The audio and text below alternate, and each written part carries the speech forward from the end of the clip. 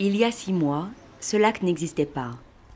En août 2010, le Pakistan est touché par des inondations sans précédent dans son histoire.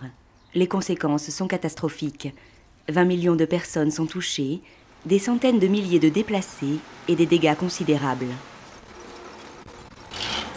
Rapidement, Handicap International, déjà présente dans le pays, a pu répondre à la catastrophe en organisant des distributions répondant aux besoins de base, eau, couverture ou kits de cuisine. Plusieurs mois après, l'urgence est toujours là. Nous sommes dans un petit village de pêcheurs au sud du pays où est organisée une distribution de kits d'hygiène. Hassan, comme la plupart des pêcheurs du village, a tout perdu.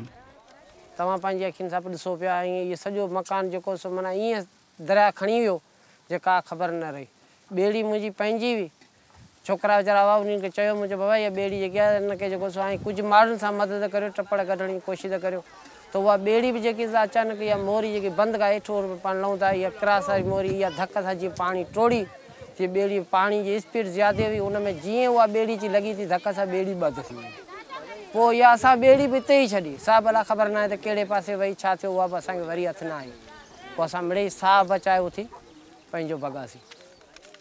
L'eau a mis presque 3 mois à se retirer. Quand ils sont rentrés chez eux, Hassan et sa famille ne pouvaient que constater les dégâts et essayer de reprendre tant bien que mal une vie normale. Le premier problème pour eux était de pouvoir trouver de l'eau potable.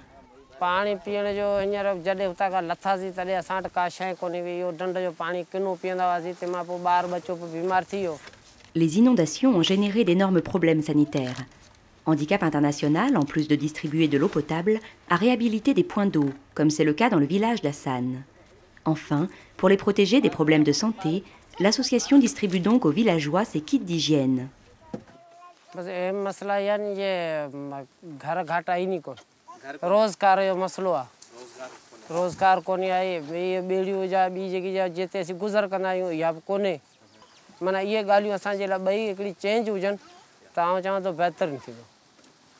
Dans le village, certains pêcheurs ont pu faire construire de nouveaux bateaux.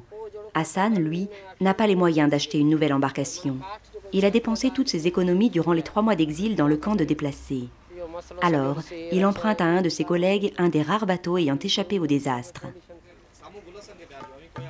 La petite retenue d'eau située juste à côté du village est devenue un véritable lac. Alors, faute de pouvoir retourner sur l'Indus pour le moment, Hassan, comme les autres villageois, pêche ici même. Mais le poisson est rare. Avec un peu de chance, il aura de quoi nourrir sa famille. Comme dit Hassan, lui et ses collègues sont pêcheurs de père en fils.